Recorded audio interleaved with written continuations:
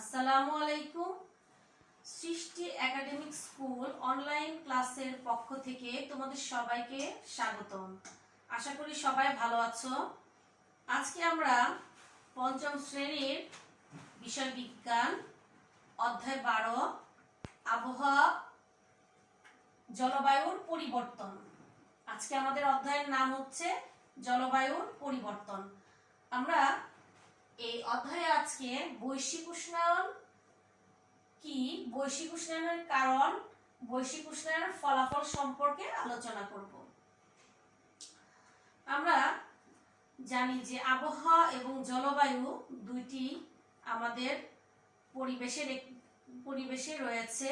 আবহাওয়া কোন স্থানের অল্প সময়ের অবস্থাকে বোঝায়, অল্প সময়ের বায়ুমণ্ডলের অবস্থাকে বোঝায়। আর জলবায়ু বলতে আমরা কোন স্থানের, কোন দেশের বা মহাদেশের দীর্ঘ সময়ের আবহাওয়ার গড় অবস্থাকে বুঝি। এখানে জলবায়ু হচ্ছে আবহাওয়ার দীর্ঘ সময়ের অবস্থা। কোন অঞ্চলের আবহাওয়া কখনো স্বাভাবিক থাকতে পারে, আবার কখনো চরম অবস্থা হতে পারে। যেমন যদি আমরা কখনো খেয়াল করি তো দেখব কোনো দিন এমন হয় যে সকালবেলা হয়তো সোনালী রোদ দেখা যায়, আবার কিছুক্ষণ পরে আকাশ মেঘলা হয়ে বৃষ্টি নামে। কখনো বা কিছুক্ষণের মধ্যেই ঝড় হয়, অথবা আবার বিকেলেই দেখা যাচ্ছে ঝড় বৃষ্টি কিছুই নেই, রোদ উঠেছে। বা এমনও কখনো দেখি আমরা আজকে প্রচন্ড রোদ, তীব্র রোদ, অথচ পরের দিন বৃষ্টি হচ্ছে। কখনো এমন হয় টানা রৌদ্রময়, আবার হঠাৎই বৃষ্টি হচ্ছে, ঝড় হচ্ছে। তো এভাবে প্রতিনিয়ত আবহাওয়ার পরিবর্তন হয়। আবহাওয়া একদিনে বিভিন্ন রকমের আবহাওয়া আমরা দেখতে পাই। আবহাওয়ার এই পরিবর্তন ওই অঞ্চলের তাপমাত্রা, বৃষ্টিপাতের পরিমাণ, ঝড়, ঘূর্ণিঝড়ের প্রবণতা, এইসব বিষয় দ্বারা নির্ণয় করতে পারি আমরা। আবহাওয়ার এই ভিন্নতা একটি স্বাভাবিক ঘটনা। অপরদিকে আবহাওয়ার উপাদানগুলোর উল্লেখযোগ্য পরিবর্তনই হচ্ছে জলবায়ুর পরিবর্তন। আবহাওয়ার উপাদানগুলির মধ্যে রয়েছে বৃষ্টিপাত, ঝড়, তাপমাত্রা, জলীয় বাষ্পের, বায়ুমণ্ডলের জলীয় বাষ্পের পরিমাণ, এগুলি হচ্ছে আবহাওয়ার উপাদান। তো আবহাওয়ার উপাদানগুলো যদি স্থায়ীভাবে পরিবর্তিত হয় তবে সেটাকে বলি আমরা জলবায়ুর পরিবর্তন। তো জলবায়ু পরিবর্তন কেন হচ্ছে? জলবায়ু পরিবর্তন হঠাৎই জলবায়ুর পরিবর্তন হয় না। আবহাওয়ার দীর্ঘ সময়ের এই উপাদানগুলির দীর্ঘস্থায়ী পরিবর্তন ঘটলে তবেই জলবায়ু পরিবর্তন ঘটে। আমরা জলবায়ু পরিবর্তন উপলব্ধি করতে পারি, কিন্তু আমরা দেখতে পাই না, কিন্তু ফিল করতে পারি। তাপমাত্রা বেড়ে গেলে সেটা আমরা গরম অনুভব করি, আবার তাপমাত্রা কমে গেলে ঠান্ডা অনুভব করি। কিন্তু আমরা পর্যবেক্ষণ করতে পারি, যদি আমরা ঝড় বৃষ্টি এটাকে আমরা পর্যবেক্ষণ করতে পারি। তো আমরা এবার বৈশ্বিক উষ্ণায়ন কি এই আলোচনায় চলে আসি। বৈশ্বিক উষ্ণায়ন বলতে আমরা কি বুঝি?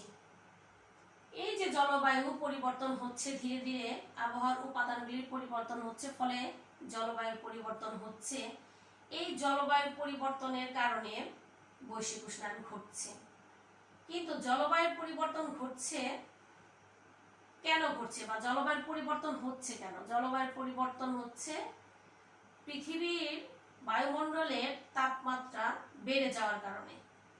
তাপমাত্রা বেড়ে যাওয়ার কারণে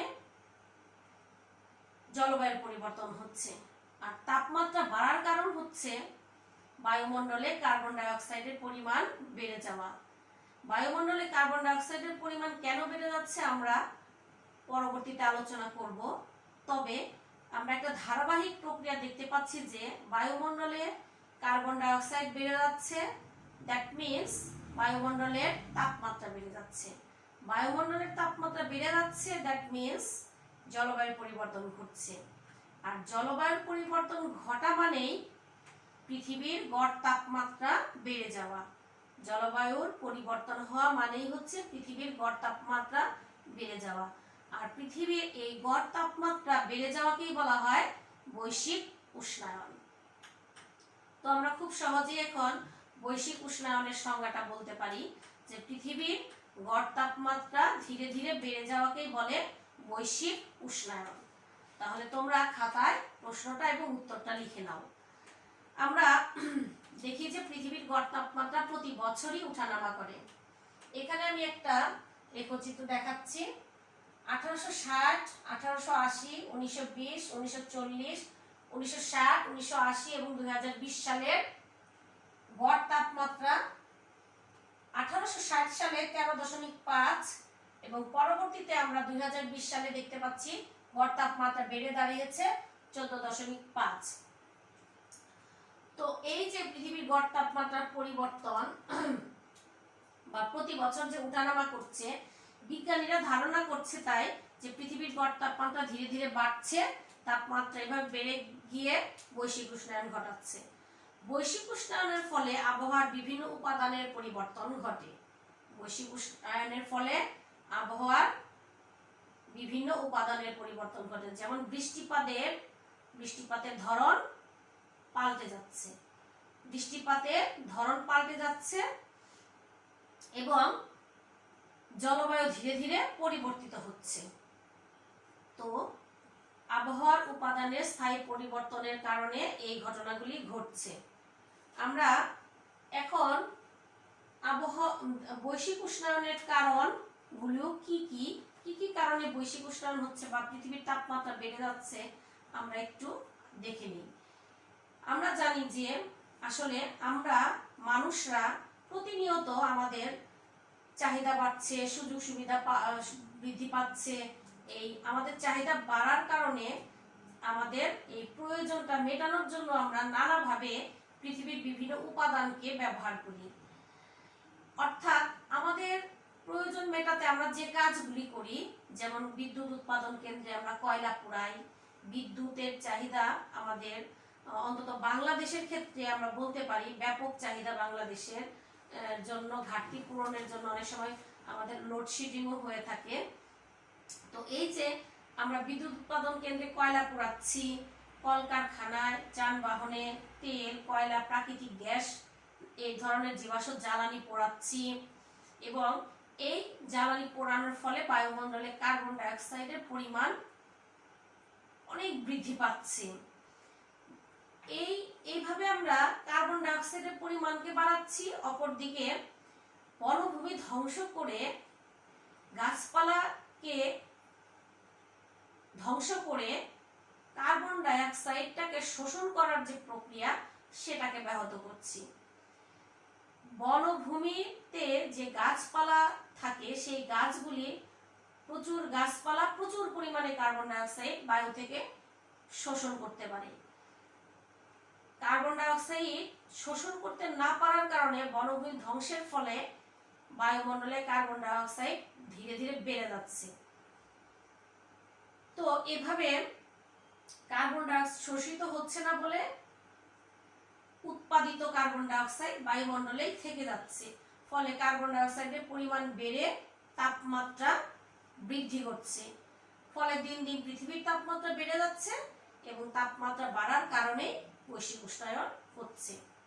তো বৈশ্বিক উষ্ণায়ন যে হচ্ছে বা তাপমাত্রা যে বেড়ে যাচ্ছে আমরা অনুভব করছি, কিন্তু আমরা একটা বাস্তব উদাহরণ যদি আমরা দেখতে চাই তাহলে আমরা আমাদের মেরু অঞ্চলের কথা যদি চিন্তা করি, যে বা পর্বতের চূড়ায় যে বরফ জমা থাকে, আমরা জানি যে পর্বতের চূড়ায় এই বরফ তাপমাত্রা বাড়ার কারণে পর্বতের চূড়ার বরফ গলতে শুরু করেছে। এই বরফ গলতে গলতে হিমবাহ বেয়ে এই পানি হিমবাহ সাগরে এসে মেশে, ফলে সাগরের পানির উচ্চতা যাচ্ছে বেড়ে। এই সাগরের পানির উচ্চতা বেড়ে যাচ্ছে, আমরা আমাদের পাঠ্য বই যদি দেখি, আমাদের পাঠ্য বইয়ের পৃষ্ঠা নাম্বার 84 তোমরা বের করো। আমি বইটা একটু দেখাচ্ছি। এখানে দেখো আমাদের দেয়া আছে একটা, দুইটা চিত্র দেওয়া আছে। এই চিত্রে 1921 সালের একটি চিত্র এবং 1909 সালের। তো এই যে 1921 সালের যে চিত্রটা, এখানে আমরা পর্বতের চূড়ায় দেখতে পাচ্ছি অনেক বরফ জমা আছে, কিন্তু 2009 সালে এসে এই বরফের পরিমাণ কমতে কমতে এই পর্যায়ে চলে এসেছে। তো আমরা স্পষ্ট বুঝতে পারি যে তাপমাত্রা বাড়ার কারণে বরফ গলে কতটা পরিবর্তন এসেছে। তো আমরা আজকে আলোচনা করলাম বৈশ্বিক উষ্ণায়ন কি, বৈশ্বিক উষ্ণায়নের কারণ এবং বৈশ্বিক উষ্ণায়নের ফলাফল। বৈশ্বিক উষ্ণায়নের ফলাফল এখন আমরা যদি পর্যালোচনা করি তাহলে বুঝবো যে বৈশ্বিক উষ্ণায়নের ফলে তাপমাত্রা বেড়ে যাচ্ছে, বৈশ্বিক উষ্ণায়নের ফলে বিভিন্ন রকমের প্রাকৃতিক দুর্যোগ দেখা যাচ্ছে, বৃষ্টিপাতের ধরন পাল্টে যাচ্ছে, আবহাওয়ার উপাদানগুলো স্থায়ী পরিবর্তন হচ্ছে এবং এবং এই মেরু অঞ্চলের বরফ গলে সমুদ্রের পানির উচ্চতা বেড়ে যাচ্ছে, সমুদ্রের পানিতে লবণাক্ততা প্রবেশ করছে, উপকূলীয় অঞ্চল প্লাবিত হওয়ার সম্ভাবনা রয়েছে। তো এইরকম অবস্থা যাতে সৃষ্টি না হয়, আমাদেরকে সে বিষয়ে সচেতন হতে হবে। বৈশ্বিক উষ্ণায়ন প্রতিরোধে সবাইকে সম্মিলিতভাবে কাজ করতে হবে এবং তোমরাই ভবিষ্যতের নাগরিক। তোমরা এখন থেকেই বিষয়গুলো, আমাদের পরিবেশ বিষয়গুলো সম্পর্কে, পরিবেশ দূষণ সম্পর্কে সচেতন থাকবে এবং তোমরা এই পরিবেশ দূষণ রোধে অগ্রণী ভূমিকা পালন করবে। এই আশাবাদ ব্যক্ত করেই, এই আশা নিয়েই আজকের ক্লাস শেষ করছি। সবাই ভালো থাকবে, সুস্থ থাকবে। আগামী ক্লাসে আবার দেখা হবে। আল্লাহ হাফেজ।